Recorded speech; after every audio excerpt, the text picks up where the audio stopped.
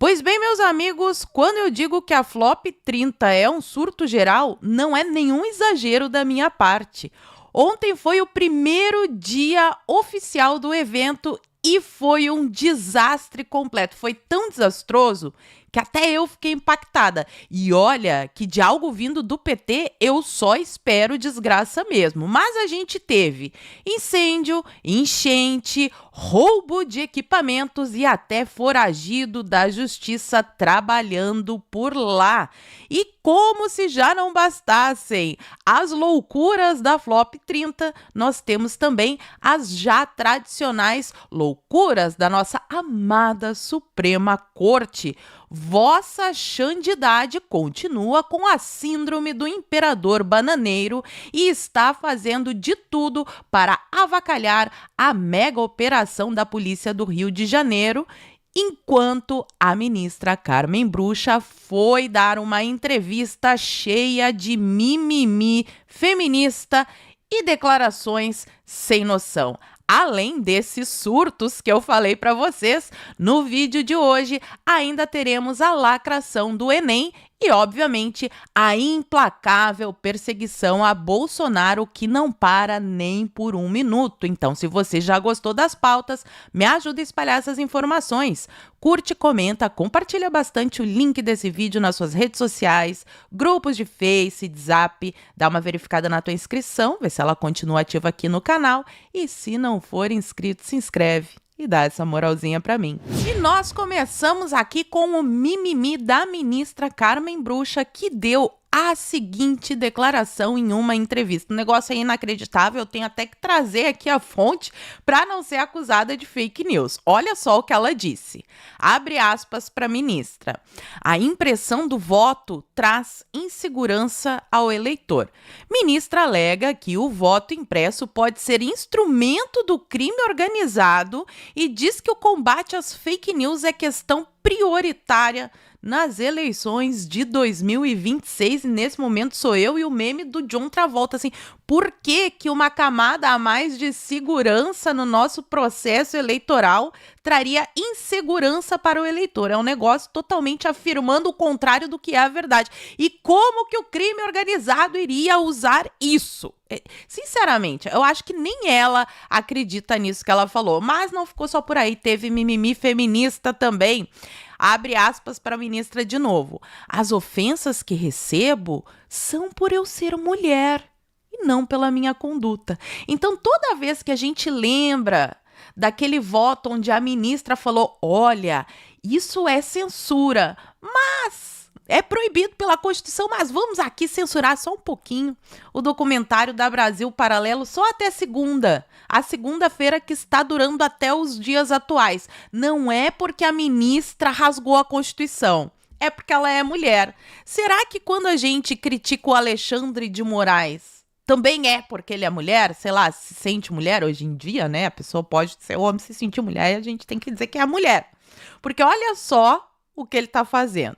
O Tagliaferro foi pedir para o Fachin a suspeição de Moraes para julgá-lo. Advogados alegam inimizade e cerceamento de defesa após Moraes negar sustentação oral presencial em julgamento virtual do STF. Caso você não lembre, o Tagliaferro expôs as maracutaias que eram feitas lá naquele órgão de censura que o Alexandre de Moraes criou no STF. São conversas criminosas que, inclusive, mostram a adulteração de documentos feitas pela equipe do Alexandre de Moraes. Aí é feita a denúncia. E quem vai investigar o Moraes? O próprio Moraes. Então, assim, já é absurdo ele ter que pedir uma suspeição, porque, obviamente, ele é suspeito desde o início, né? E em vez de investigar os crimes que foram denunciados, eles vão investigar o Tagliaferro.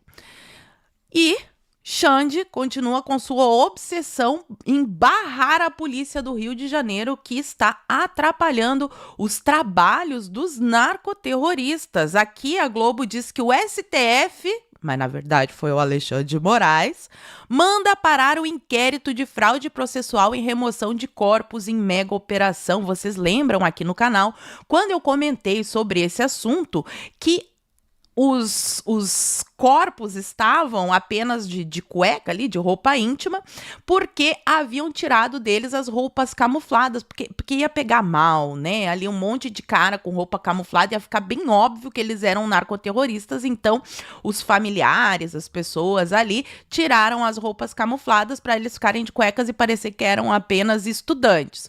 O que o Alexandre de Moraes fez? Foi lá e mandou parar o inquérito que investiga essas pessoas que estavam acobertando o narcoterrorismo no Rio de Janeiro. E não para por aí. Moraes dá 2 dias para o governo do Rio de Janeiro entregar as imagens das câmeras usadas por policiais em mega operação. Ministro do STF também exigiu, a vossa santidade não pede, ele exige relatórios de inteligência, laudos do ML e determinou que o TJMP e Defensoria enviem informações sobre a ação. A única dúvida que eu fiquei aqui, e eu perguntei ontem lá no Insta e no X, é o seguinte: e se a polícia do Rio de Janeiro, o governo do Rio de Janeiro, tiver feito igual o Flávio Dino fez? Apagado as imagens, porque foi isso que o Flávio Dino fez com as imagens do 8 de janeiro, né? Ai, ó, apagou, não podemos ver as imagens. Se a polícia do Rio de Janeiro fizer a mesma coisa, o que será que vai acontecer? O que vocês acham? Já deixa pra mim aqui nos comentários. E aqui nós temos a confissão escrachada, desavergonhada, daquilo que a gente vem denunciando há muito tempo. O STF interfere na disputa democrática, tirando os candidatos da oposição, como, por exemplo, o Eduardo Bolsonaro. Tá aqui o Sakamoto, blogueiro oficial do Lula. STF começa a tirar Eduardo Bolsonaro da eleição para a alegria de Tarcísio. Eu não sei se o Tarcísio fica feliz com isso, mas com certeza é para a alegria do PT e dos Faria Limers, porque eles não querem ninguém realmente de oposição disputando a eleição de 2026. E a gente encerra essa pauta aqui com o presidente da Câmara fazendo esse texto no X como se fosse a coisa mais normal do mundo. Olha só. Acabo de sair do Supremo Tribunal Federal, onde participei de uma reunião para discutir a pauta da segurança pública. Discutir a pauta da segurança pública com quem? O vice-presidente do STF, o Xande, né? O PGR, que é o Carimbador-Geral da República, o Gonê, e 27 procuradores de estado do país. Eu, na minha inocência, achava que a pauta da segurança pública e a legislação eram discutidas no Legislativo, lá no Congresso, Câmara dos Deputados, no Senado, lá que é o lugar das pessoas que receberam voto para representar os interesses do povo, debatem as leis. O judiciário não faz leis. Pelo menos não numa democracia. Só que aqui no Brasil eles falam isso assim. Eu estava discutindo leis com a STF para ver se o judiciário vai deixar a gente trabalhar aqui no Congresso. Foi o que eu entendi do tweet do seu Hugo Moita. E agora vamos para o surto geral da Flop 30. Vocês estão preparados? Se prepare, porque a coisa é forte. Começamos aqui com um discurso de abertura do Lula, que é... Eu não vou passar para vocês, porque eu sei que vocês nem gostam de ouvir a voz dele. Ele falou um monte de besteira, mas eu quero pensar aqui alguns trechos importantes para contextualizar. Lula discursa na abertura e diz que é preciso impor derrota aos negacionistas. Aí ele fez um blá blá blá, que o Brasil precisa acabar com as guerras e que o clima, blá, blá, blá, blá, blá, blá. Mas o que eu quero destacar é isso aqui. Lula diz o seguinte, abre aspas. Fazer a COP aqui é um desafio tão grande quanto acabar com a poluição no planeta Terra. Seria mais fácil fazer a COP em uma cidade que não tivesse problema, mas a gente resolveu fazer a COP 30 em um estado da Amazônia para provar que quando se tem disposição e compromisso com a verdade, a gente prova que não tem nada impossível. O impossível é não ter coragem para enfrentar desafios. Então, o Lula disse assim, o óbvio, né? Seria muito mais simples, muito melhor fazer esse evento da Flop 30 em um estado que tivesse infraestrutura, uma vez que o povo do norte é totalmente esquecido entre aspas, né, pelo poder público. Eles querem manter aquela gente ali refém do sistema. Eles não têm saneamento básico, as estradas são de péssima qualidade, não tem infraestrutura. Então precisa construir essa infraestrutura. E nada melhor para os ouvidos de um político do que obra pública. Vocês lembram, né, da Lava Jato, os estádios da Copa? Obra pública costuma ter muito desvio de dinheiro. A gente sabe disso aqui no Brasil. E tá aqui o que, na minha opinião, se é que eu posso ter uma, motivou o Lula a fazer a Flop 30 lá no meio da Amazônia. Andresa Matais traz na sua coluna porque a presidência da República já gastou 382 milhões com a COP30.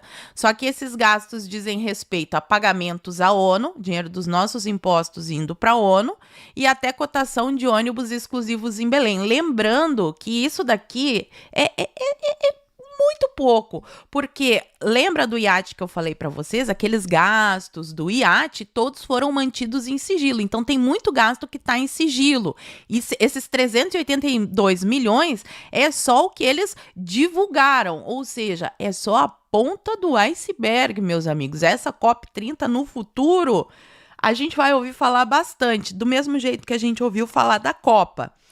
Se é que vocês me entendem. E já começa flopando. Falei para vocês que diversos líderes mundiais importantes sequer vieram ao evento. E agora a gente tem essa matéria aqui falando que a Alemanha achou arriscado investir em um fundo de floresta do Lula.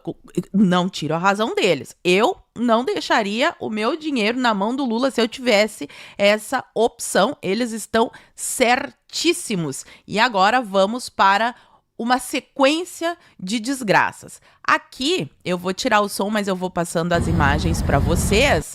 Nós temos a entrada da zona azul, da zona verde, deixa eu ver aqui, é da zona azul, que a Blue Zone, a zona azul, que é a entrada das autoridades. Imagina, eles terem que passar por esse alagamento. E, de novo, essa daqui é a pontinha do iceberg. Obviamente, lá em Belém, deve ter tido alagamentos muito piores, lá naqueles lugares que eles querem esconder do mundo. Mas a falta de infraestrutura berrou na COP30. Olha a entrada do evento. Mas não foi só na entrada do evento. Dentro do evento, também, durante uma tempestade que teve ontem, o que, aliás, é comum nessa época do ano aqui no Brasil, dentro do evento também alagou e teve um monte de goteiras. Vocês estão vendo aí o transtorno, eles tendo que isolar áreas. Aliás, só uma pausa aqui. Tem ainda áreas que estão sendo construídas, algumas tendas ainda estão sendo montadas. Eles sequer conseguiram concluir a estrutura do evento para o início. Igualzinho à Copa, a gente já sabe que do PT só vem isso mesmo. E o aeroporto da cidade, teve a chuva, e o aeroporto da cidade está como? Pegando fogo, minha gente. Aí as imagens do aeroporto da capital da sustentabilidade jorrando CO2. Ó, uma nuvem de CO2 na atmosfera. Parabéns, Lula, parabéns. Comida? Também faltou. Comida acaba na COP30 e visitantes almoçam sorvete. No site da COP30 informa-se que, por motivo de segurança, é proibido trazer alimentos de fora da zona verde. Então, se o Lula não consegue acabar com a fome nem mesmo no evento que ele organizou, vocês acham que ele vai acabar com fome no Brasil? Ele se elege desde, sei lá, 2000, dos anos 2000, ele tá dos anos 90. Desde os anos 90, ele tá com esse mesmo discurso e após décadas de governo do PT, a gente tá vendo que continua a mesma desgraça e até na COP30 falta comida. Roubo? Também teve, meus amigos. Computadores e drones de entidades são furtados durante a COP30. E aqui tem um detalhezinho interessante. Olha só, o que aconteceu? O UOL nos conta: equipamentos estavam em espaço destinado a receber movimentos sociais. Eu não posso nem fazer piada com isso aqui, que pode dar cadeia. Você sabe quais são os movimentos sociais, né? Então, lá nessa área foram roubados computadores e drones e vários equipamentos, até o celular oficial da tal da ONG foi furtado. Eu acho que representa bem o PT isso aqui também, né, por um certo lado. Mas COP30 tem atores vestidos de animais rastejando pela Green Zone. Gente, a gente falou muito nas girafas da Amazônia, pois aqui teve até girafa no meio disso aqui, que é uma vergonha. E certamente teve dinheiro dos nossos impostos para fazer esse tipo de palhaçada aqui. E, como se já não bastasse tudo que eu venho falando para vocês durante a semana e mais as loucuras, o surto geral desse vídeo, a Polícia Federal descobriu 5 foragidos da justiça entre os trabalhadores da COP30. Será que foram eles que furtaram os negócios? Pode ser também, né? Pode ser também. A Polícia Federal realizou o trabalho de checagem de antecedentes dos profissionais e empresas que prestam serviço para a Conferência da ONU. E já que estamos falando em crime e foragidos, eu trouxe essa notícia aqui que eu vi ontem que me deixou profundamente triste, também vocês irão ficar, que é o seguinte: quase 6 mil meninas de até 14 anos deram à luz na Bahia após terem sido violadas. Em 5 anos, apenas 55 crianças tiveram acesso ao negócio que mata o bebê dentro da barriga da mãe. Especialistas alertam que o projeto em tramitação no Senado pode dificultar ainda mais o atendimento das vítimas. E aquela velha mutreta da esquerda de apontar um problema real e sugerir uma solução totalmente absurda. Qual que é o problema que nós temos aqui? Meninas estão sendo abusadas. 6 mil. 6 mil deram à luz, fora as que foram abusadas e não ficaram grávidas, né? Então o número é bem maior. Isso daqui não é algo pontual. É um problema grave. Estamos falando da Bahia, estado governado pelo PT também, há décadas. Então, para resolver o problema, eles querem dar acesso a essa prática aqui, que pode, inclusive, tornar a menina estéril para o resto da vida e ela nunca mais ter um bebê, mesmo sendo o aborto legal que eles falam, né? Então, a solução para a esquerda não é prender criminoso, é matar bebê. Aí vai solucionar. Quer ver como eu não tô errada? Tá aqui, ó, de novo.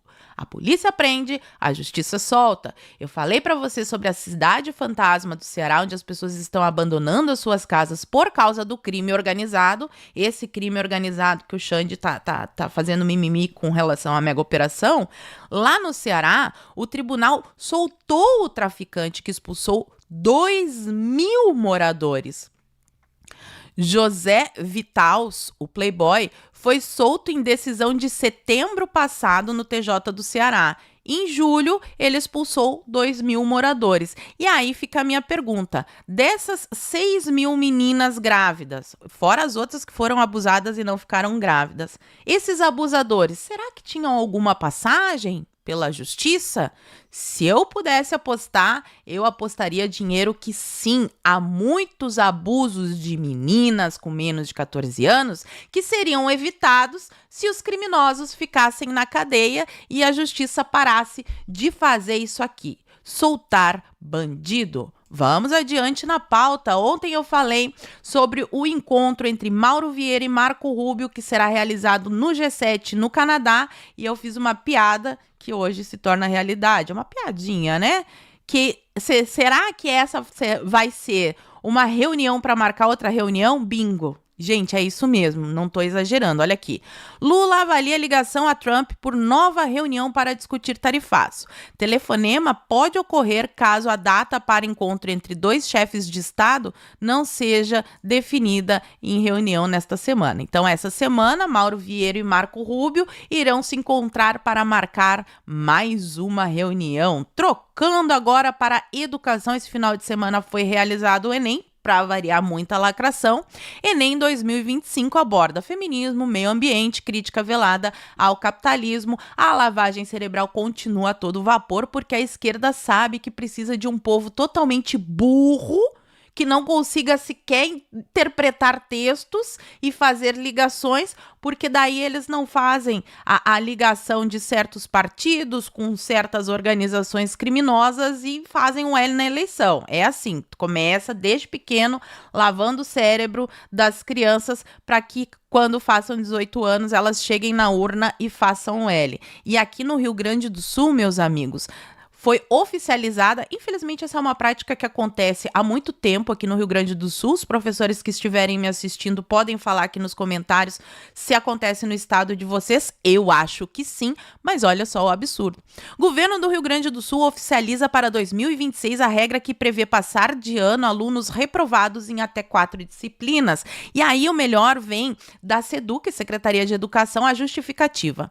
Norma já em vigor em 2025, foi renovada para o próximo ano letivo. Segundo a SEDUC, o objetivo é dar oportunidade de aprendizado a estudantes. De novo, distorcendo completamente, porque o aluno reprova em 4 disciplinas, aí ele passa de ano e tem que apresentar estudos complementares. Ou seja, esse aluno que foi reprovado nas 4 disciplinas, no ano seguinte, além de não ter acesso à aula como ele deveria ter, ele ainda dá um trabalho extra para o professor, não aprende, gera mais trabalho para o professor e tira a oportunidade desses alunos de aprender efetivamente, porque se eles foram reprovados e tu quer dar uma nova oportunidade, tu faz eles assistirem às aulas de novo. Pelo menos teoricamente deveria ser assim, né, pessoal? E para finalizar aqui, um tema que eu bato todos os meus vídeos, que as pessoas não podem esquecer, é a perseguição a Bolsonaro. A gente sabe que o Alexandre de Moraes quer, porque quer mandar ele para Papuda por uma questão de vingança pessoal.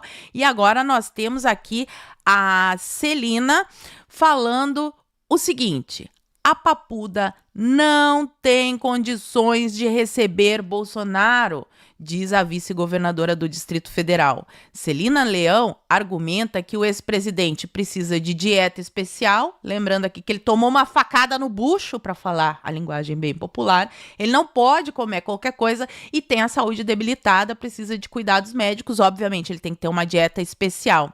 O Distrito Federal chegou a pedir o laudo para a STF para avaliar condições, mas o Moraes negou, que foi o que a gente comentou aqui, o próprio governo do Distrito Federal dizendo: não há condições de receber o Bolsonaro aqui. Em primeiro lugar, que o Bolsonaro nem deveria estar preso, aliás, ninguém sabe nem por que ele está preso.